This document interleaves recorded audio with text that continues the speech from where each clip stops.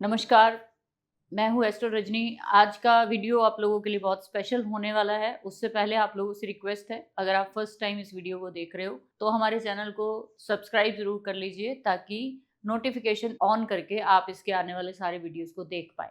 बहुत सारे लोग हैं जिनको ये वीडियोज़ जो है वो बहुत देर से मिलते हैं, तो ऐसे में क्या होता है कि आपने नोटिफिकेशन जो है वो ऑन नहीं की होती है, इसलिए आपको हमारे वीडियो टाइम टू टाइम नहीं मिलते, तो उसको ऑन ज़रूर करिए। क्योंकि बहुत सारी ऐसी अपकमिंग इन्फॉर्मेशन भी होती है जो मैं दे रही होती हूँ वीडियो में, तो वो आप तभी ले पाएंगे। नमस्कार, मैं हूँ एस्ट्रो रजनी। आप सभी के प्यार और सपोर्ट के लिए बहुत सारा धन्यवाद मेरी तरफ से।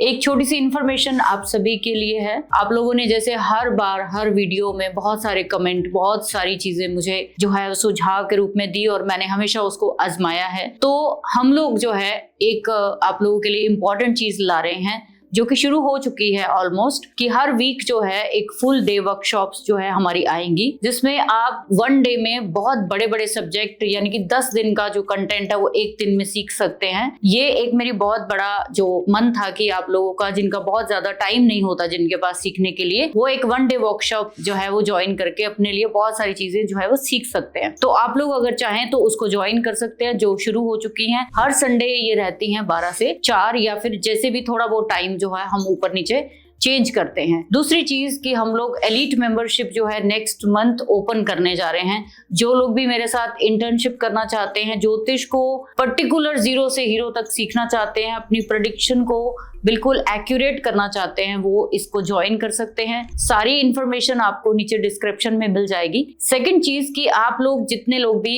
रिकॉर्डेड कोर्स जो है अब हमारी एप्लीकेशन है वहां से ले पाएंगे, जिसका लिंक भी आपको हमेशा हर वीडियो के नीचे मिलेगा। और इसके अलावा आपके कोई भी सुझाव या आपके जो भी सजेशंस हो वो मुझे जरूर दीजिए। Thank you very much. So आज का वीडियो रहेगा हमारा कुछ नक्षत्रों के ऊपर। अगले कुछ वीडियोस जो है वो नक्षत्रों के ऊपर मैं आपको देने वाली हूँ, जिसमें बहुत सारे लोगों की डिमांड थी। बहुत सारे लोगों ने मुझे कहा कि आप इन नक्षत्रों के बारे में बताइए कि अगर ये किसी का है, जन्म नक्षत्र है या 10th का है या किसी भी भाव का है, तो कैसे इम्पैक्ट करता है। बहुत ही सिंपल लेमन लैंग्वेज में आपको समझाऊंगी, और आपको इस नक्षत्र को कैसे ठीक करना है वो भी मैं आपको बताऊंगी कि अगर ये आपको किसी तरीके से परेशान कर रहे हैं। तो 27 नक्षत्र हैं, जिसमें 4 ऐसे नक्षत्र हैं जिनको हम तीक्ष्ण नक्षत्र बोलते हैं। तीक्ष्ण यानी कि शार्प है, और कहीं ना कहीं थोड़ा सा इनको मैलेफिक या नेगेटिव कहा जाता है कि इन नक्षत्रों में कोई शुभ कार्य आपको नहीं करना चाहिए। कहीं ना कहीं इन नक्षत्रों में शुभ कार्य किए हुए फलित नहीं होते। इनमें किए जाने वाले कार्य जो है वो अलग तरह के होते हैं, उस पर भी हम डिस्कशन करेंगे। सो स्टार्ट करते हैं। सबसे पहला जो 4 नक्षत्रों में आज के वीडियो में मैं आपको बताने वाली हूँ वो है आर्द्रा नक्षत्र। मोस्टली बहुत सारे लोगों का जन्म नक्षत्र आर्द्रा हो सकता है। आपके बच्चे का हो सकता है, आपके पिता का हो सकता है, आपके भाई का, किसी का भी एक बंदा तो आपको आर्द्रा वाला मिल ही जाएगा फैमिली में। इनकी जो खासियत मेन क्या होती है कि पहले तो हम इनके थोड़ा सा इंट्रोडक्शन की बात करें तो आर्द्रा जो बेसिकली होता है, इनका जो नेचर बेसिकली होता है, पहले उसकी बात कर लेते हैं कि वो कहते हैं कि नमी, आर्द्रा और आंसू। आर्द्रा का मतलब होता है नमी। जो आपने आजकल बरसात का मौसम है ना, आजकल आपने मॉइस्चर फील किया हुआ है कि आप 2 मिनट के लिए बाहर खड़े होते हो तो आपके अंदर मॉइस्चर जो है वो आना शुरू हो जाता है। आपके बाल एकदम से गीले गीले फील होने शुरू हो जाते हैं, हाथ एकदम से पसीना फील होना शुरू हो जाता है। तो आर्द्रा का सिंपल सा मतलब है मॉइस्चर या पानी। तो ये पानी जो है वो है जो आपकी बॉडी से परेशानी के बाद निकलता है, चाहे वो आपके आंसू, इसको सीधा सीधा टीयर्स के साथ जोड़ा जाता है कि जब कोई इंसान दुखी होता है, जब कोई इंसान रोता है, जो उसके आंसू है वो आर्द्रा के साथ उसका एक सिंबल जो है वो बनाया गया कि जहां आर्द्रा है वहां पे कहा जाता है कि टीयर्स है। इसका जो सिंबल है वो टीयर ड्रॉप कहा जाता है, इसके देवता। अब इसके ही अकॉर्डिंग आप किसी नक्षत्र के बारे में जान पाते हो। जो देवता है वो बहुत कुछ उस नक्षत्र के बारे में बताता है, जैसे कि इसके देवता है रुद्र। तो जब रुद्र की बात करते हैं तो रुद्र जो है एक ऐसे देवता है जो कहे तो शिव के ही पार्ट जाते हैं, शिव का ही एक रूप है, शिव के ही सब हिस्से हैं, अंग हैं। जितने भी यक्ष, किन्नर, गंधर्व, जितने भी हमारे रुद्र हैं वो सारे ही शिव से जुड़े होते हैं। ये शिव का वो रूप है जो कि कहीं ना कहीं तब आपको मिलेगा जब किसी चीज को एक्सट्रीम लेवल पर चले जाना और एक्सट्रीम लेवल पर जाकर उसको खत्म करना, ये रुद्र का काम है। इसका नक्षत्र स्वामी राहु है, इसका गण जो है वो मनुष्य है, और दूसरा योनि इसकी जो है वो डॉग की यानी कि श्वान की कही जाती है। तत्व वायु है और इसकी जो प्रकृति है, नेचर है, वो उग्र है। अब ये उग्र होने की वजह से ही ये शुभ कार्य इसमें मना किए जाते हैं। जब आपके ग्रह आप अगर आपके आर्द्रा में है तो वहां पे उग्रता या एक्सट्रीम जो आपको परेशानियां जो है वो झेलनी पड़ती है। दूसरा, इसकी अगर डायरेक्शन की बात करें तो आपके घर की नॉर्थ दिशा है, वो जिनका भी जन्म नक्षत्र या कोई भी आपका प्लैनेट आर्द्रा में है तो उसके लिए उत्तर दिशा बहुत इंपॉर्टेंट हो जाती है, और ये आता है मिथुन राशि में। मिथुन राशि में 2.25 नक्षत्र आते हैं, तो ये नक्षत्र किस स्थिति में आता है उसकी बात कर लेते हैं। तो आपका अगर जो पहला पद होता है वो इसका होता है, जब एक नक्षत्र की बात करते हैं तो वो होता है 0 से लेकर 13-20 डिग्री। अगर आपका जन्म 13 से लेकर 20 डिग्री के बीच में होगा तो आपका जो नक्षत्र होगा वो राहु हो सकता है, क्योंकि पहले पदा में जब भी आप नक्षत्र देखते हो, जैसे अश्विनी में अश्विनी नक्षत्र के फिर भरणी फिर कृत्तिका, तो पहला जो नक्षत्र होगा मिथुन राशि में वो कृत्तिका से शुरू होगा। कृत्तिका के बाद मून, रोहिणी, मृगशिरा और आर्द्रा। तो हम बात कर रहे थे कि जैसे मेष राशि में पहले 3 जो नक्षत्र आते हैं, ठीक है, फिर उसके बाद वृष राशि में 2 नक्षत्र आते हैं, तो आर्द्रा का एक पार्ट वृष राशि में भी आता है और बाकी पार्ट जो है वो मिथुन राशि में आते हैं। इस चीज का आपने ध्यान रखना है। तो इस तरीके से आप जब देखेंगे कि आपके मिथुन राशि वाले जिनके भी चंद्रमा मिथुन राशि में है, पर्टिकुलर डिग्री चेक करिए तो आपको अपना नक्षत्र जो है वो पता चल जाएगा। दूसरी चीज, इनका स्वभाव क्या होता है? इनका स्वभाव होता है हमेशा किसी भी चीज को सीक्रेटिव रखना, किसी भी चीज में इन्वेस्टिगेशन में लगे रहना। आप कभी भी आर्द्रा जिनका जन्म नक्षत्र है उनको देखोगे तो ये किसी ना किसी धुन में लगे रहते हैं। इनके बारे में आप ज्यादा पता नहीं कर सकते। ये व्यक्ति ऐसे हैं जिनके अंदर तो तूफान चल रहा होता है लेकिन ऊपर इनके बारे में किसी को पता नहीं चलता। ये ऐसे नेचर वाले लोग होते हैं और हमेशा सीक्रेटिव रहेंगे, हमेशा हिडन नॉलेजेस जो है वो कि पर किसी परेशानी को हम खत्म कैसे करें, किसी प्रॉब्लम का हल कैसे निकले, ये इनकी कोर एसेंस होती है। उसके बाद हमेशा ये नक्षत्र जो है वो पुरानी चीजों को तोड़कर नई चीजों को बनाने में विश्वास करता है। कम्युनिकेशन और टेक्नोलॉजी ये मेन इंटरेस्ट होता है इस नक्षत्र का। शेडो प्लैनेट होने की वजह से इसका लॉर्ड हमेशा बेचैनी और रूडनेस, ओवरथिंकिंग, ये इसके नेगेटिव इम्पैक्ट्स हैं जो ऐसे लोगों में आपको देखने को मिलेंगे। सबसे इंपॉर्टेंट चीज है किसी भी व्यक्ति के लिए इमोशनल अनबैलेंस जो है वो आर्द्रा नक्षत्र देता है। मान लीजिए आपके 10th हाउस का नक्षत्र लॉर्ड आर्द्रा है तो वहां पे आपको हमेशा इमोशनल ट्रॉमा झेलना पड़ता है। आपका अपनी मदर के साथ जो इमोशनल बैलेंस होना चाहिए वो नहीं होता है। तो ये कुछ आर्द्रा की खास चीजें हैं जिसके अनुसार आप देख सकते हो। अगर हम प्रोफेशन की बात करें तो आर्द्रा वालों को रिसर्च में, टेक्नोलॉजी में, जर्नलिज्म, मीडिया में, साइकोलॉजी में, सर्जरी में, फिर उसके बाद ऑकल्ट में, डाटा एनालिटिक, इंटेलिजेंस में और प्रॉब्लम सॉल्विंग, ट्रांसफॉर्मेशन टाइप कामों में, डिजास्टर मैनेजमेंट सुना होगा आपने, वो भी ये लोग बहुत अच्छा करते हैं।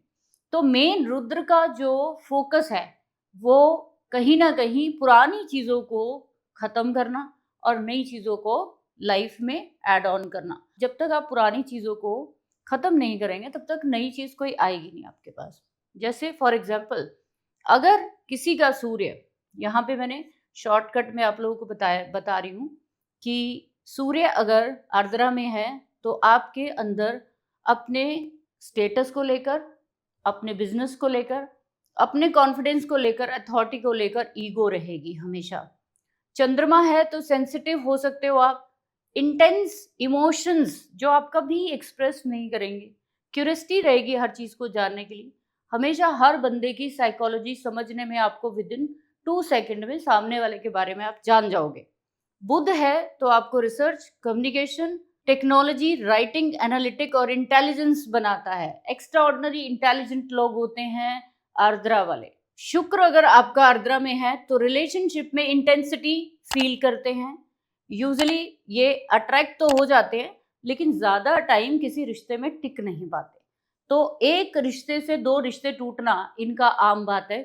हमेशा शुक्र को आर्द्रा में आएगा तो रिश्तों में कहीं ना कहीं इमोशनल कॉम्प्लेक्स या इनसिक्योरिटी देखी जाती है। उसके बाद है मंगल। जब भी आर्द्रा मंगल जो है वो आर्द्रा नक्षत्र में आएगा तो आपकी एक्शन, करेज, कन्फ्रंटेशन, टेक्निकल रिसर्च और आपकी इम्पल्सिवनेस बढ़ जाएगी। मंगल वैसे ही बहुत फायरी प्लैनेट है। अब जब राहु के नक्षत्र में आएगा तो आपके अंदर जो ऊर्जा है वो अनियंत्रित हो जाएगी। तो आप हो सकता है कि बात बात पर जो है वायलेंस जो है वो करना शुरू कर दो। उसके बाद गुरु जब आर्द्रा में आता है तो आपकी नॉलेज को एक्स्ट्रा ऑर्डिनरी करता है, आपकी नॉलेज को लोगों से डिफरेंट करता है, डेप्थ करता है, फिलॉसफी उसमें ऐड कर देता है, रिसर्च ऐड कर देता है। आपका बिलीफ जो होता है, आपकी नॉलेज का बिलीफ जो है वो कहीं ट्रांसफॉर्मेशन के साथ जुड़ता है। जब भी गुरु किसी का आर्द्रा में होगा ऐसे लोग हमेशा दूसरों को परेशानी को बहुत आसानी से समझ लेते हैं और उसका सल्यूशन भी बहुत आसानी से दे देते हैं। शनि अगर आर्द्रा में है तो कहते हैं डिसिप्लिन, स्लो, डीप ट्रांसफॉर्मेशन। और ऐसे लोगों को प्रॉब्लम आती है अपने करियर में, अपने कर्मों को सेट करने में। कहीं ना कहीं इनको अपनी जो स्टेटस या अपना कर्म क्षेत्र को बढ़ाने में दिक्कत आती है क्योंकि कंफ्यूजन बहुत ज़्यादा होती है। ये जो चाहते हैं ये जहाँ भी जाते हैं वहाँ पे कोई और नहीं टिक सकता। ऐसी एक इंटेंशन होती है आर्द्रा वालों की कि जहाँ पे भी ये बैठेंगे बाकी लोगों को वहाँ इनसिक्योरिटी फील होनी शुरू हो जाती है क्योंकि इनके अंदर इतनी इंटेंस नॉलेज होती है, डेप्थ होती है चीज़ों की। अब वहाँ पे लोग आपसे इनसिक्योरिटी आपको उत्पन्न हो जाती है लोगों को, जिसकी वजह से आपको परेशानी होती है। तो डिसिप्लिन की आपको अपनी लाइफ में लेकर आना है अगर आपको करियर में दिक्कत है। राहु स्वयं अगर आर्द्रा का स्वामी है फिर भी राहु का नक्षत्र राहु ही बन जाता है तो आप इंटेंस लेवल के कोडर हो सकते हो। कोई भी ऐसी इन्वेंशन आप लाइफ में कर सकते हो जो कि फॉरेन से जुड़ी हो, टेक्नोलॉजी से जुड़ी हो, ऐसी इंटरेस्ट जो कि अनकन्वेंशनल कामों के साथ जुड़े हुए हैं। आज जितनी भी चीजें देंगे वो इतनी ज्यादा एक्सपैंड कर देंगे। आप जैसे कहते हैं बाल की खाल निकालना, तो राहु राहु आर्द्रा में ही है तो इट मीन्स कि इन लोगों को बाल की खाल निकालनी। जैसे आपने देखा होगा हैकर्स जो होते हैं, आईटी प्रोफेशनल जो होते हैं। अभी मैं जैसे एक न्यूज़ पढ़ रही थी कि एक बच्चे ने एक कॉलेज की वेबसाइट ही हैक कर ली।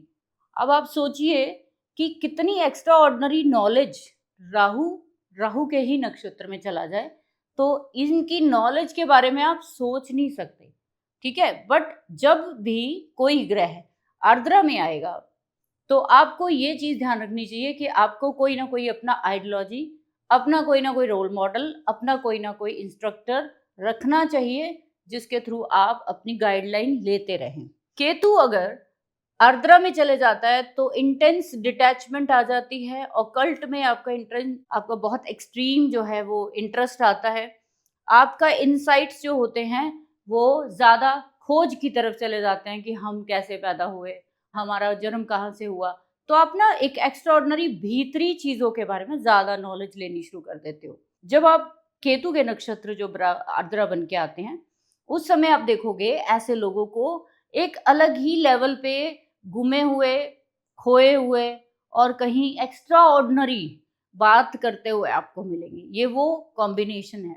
सो जब भी आप ऐसी चीज़ें देखें तो हमेशा ध्यान रखिए कि आपके जीवन में कोई भी ऐसी अगर प्लैनेट आर्द्रा में है तो आपको क्या जो मेन आपको ध्यान रखना चाहिए, तो जैसे मैंने बोला, अपना आइडियोलॉजी, कोई मॉडल पॉजिटिव अपना बना के रखिए, रोल मॉडल, और एक अपने लिए कोई ना कोई ऐसा कंसल्टेंट या अपना गाइड लाइफ में अपने एरिया में जरूर बनाइए। अगर आपको रिलेशन में दिक्कत आ रही है, जैसे शुक्र का नक्षत्र आर्द्रा बना है, तो आप किसी ना किसी मैरिज काउंसलर से बात करिए। जब भी ऐसा देखा जाता है कि जब भी ऐसी चीजें होती है तो इंसान वहां से बाहर निकलने की कोशिश करता है, जब भी आर्द्रा में कोई प्लैनेट होता है, इसीलिए वो प्रॉब्लम आती है। जैसे मून किसी का आर्द्रा में है तो वो माँ से दूर होने की कोशिश करेगा, वो अपनी मदरलैंड से दूर होने की कोशिश करेगा, वो अपने इमोशनल चीजों को हावी नहीं होने देगा, अपने आप को हमेशा प्रैक्टिकल जो है वो शो करता रहेगा, उसका इमोशंस के साथ कुछ लेना देना ही नहीं है। तो इसलिए इन नक्षत्रों को तीक्ष्ण कहा जाता है और कहा जाता है इनमें कोई शुभ कार्य आप नहीं करिए। अब इसमें आपको छोटी सी चीजें बताती हूँ जो मैं आपको हर उसमें बताऊंगी वीडियो में, कि हमारे ये भारत की कुंडली है जिनका लगन क्या है, 2 नंबर का है। अगर आप इसमें देखेंगे हमारे कौन कौन से जो नक्षत्र है जो आर्द्रा में है, तो हमारे मंगल जो है, अगर आप देखेंगे हमारे भारत की कुंडली में मंगल आर्द्रा में है। अभी इस समय पर मार्स की महादशा चल रही है हमारे भारत की।